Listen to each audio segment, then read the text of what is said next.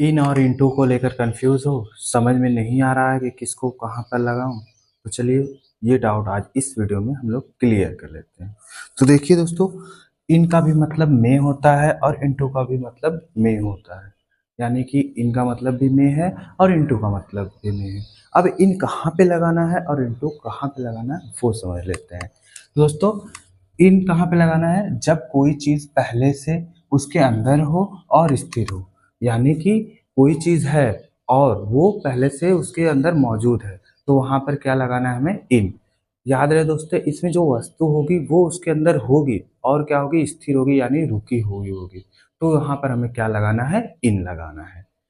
एक बार फिर से देख लेते हैं। जब कोई चीज़ पहले से उसके अंदर हो, यानी कोई चीज़ है, जैसे आपका घर हो गया, आप घर के अंदर अगर पहले से मौजूद है तो वहाँ पर आप क्या लगाएंगे, इन।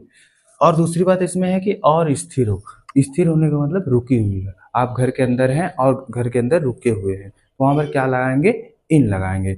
जैसे कि मैं इस कमरे के अंदर हूँ, तो इस कमरे के अंदर हूँ दोस्तों, तो यहाँ पर क्या यूज़ करेंगे हम लोग, इन यूज़ करेंगे। और मैं रुका हुआ हूँ, मतलब रुक के पढ़ा रहा हूँ आप लोगों को, तब भी हमारा क्या होगा, इन। यहाँ पर क्या यूज़ होगा दोस्तों, इन यूज़ होगा। अब एग्जाम्पल देखते हैं, उससे आपका डाउट क्लियर हो जाएगा।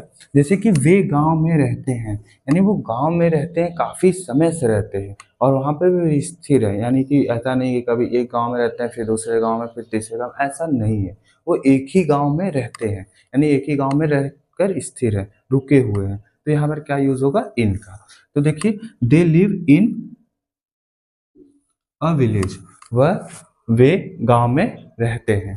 उसके बाद दूसरा एग्जाम्पल है, वह कार के अंदर बैठे हैं।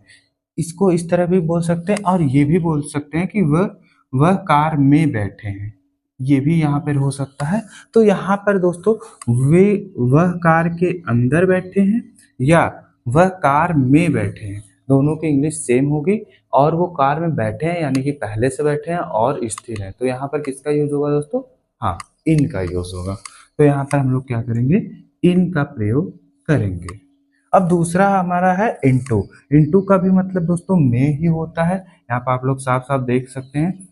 बस फर्क इतना है कि इंटू का प्रयोग वहां पे करेंगे जब कोई चीज बाहर से अंदर आ रही हो और स्थिर ना हो, यानी कि दोस्तों इसमें इनका प्रयोग वहां पर कर रहे थे जो चीज पहले से ही अंदर थी और स्थिर थी, बट इंटू में क्या हो गया है, उल्टा हो गया है। चीज तो अंदर है लेकिन वो क्या है, स्थिर नहीं है। तो वहां पर किसका यूज करेंगे, इंटू का यूज करेंगे। जैसे बिल्ली बॉक्स में कूद गई, बिल्ली बॉक्स में जा गई तो कूदी तो, लेकिन क्या थी वो स्थिर नहीं थी। तो यहाँ पर क्या दोस्तों यूज करेंगे, इनटू का। The cat jump into the box. अब इसका दूसरा भी हो सकता है, दूसरी तरह से आपको देखने को मिल सकता है कि बिल्ली बॉक्स के अंदर कूद गई, तो उसका भी इंग्लिश जो होगा दोस्तों वो सेम होगा। और हम लोग किसका यूज करेंगे, इनटू का। यहाँ पे दोस्तों इनटू का यूज होगा, थोड़ा सा मिस्टेक हो गया, यहाँ पर किसका यूज होगा, इनटू का यूज होगा। उसके बाद है लड़का घर में भाग गया। लड़का घर के अंदर भाग गया या लड़का घर में भाग गया। यहाँ पे लड़का जो है वो घर के अंदर पहले से मौजूद नहीं है, बाद में जा रहा है, और क्या है, स्थिर भी नहीं है। और जब स्थिर नहीं है तो यहाँ पर किसका यूज होगा दोस्तों, इनटू का। तो पूरी इंग्लिश जो इसकी हो जाएगी, अगर मैं इसको हटा के फिर से लिख दूं, तो पूरी इंग्लिश हो जाएगी, the boy run into the house. लड़का घर में भाग गया। तो दोस्तों एक बार फिर से क्लियर कर लेते हैं। इन का प्रयोग वहां पर करेंगे जब कोई चीज किसी चीज के अंदर होगी और स्थिर होगी या पहले से वहां पे मौजूद होगी, तो वहां पर किसका यूज करेंगे, इन का। और इनटू का प्रयोग वहां पे करेंगे जब कोई चीज किसी चीज के अंदर जा रही हो।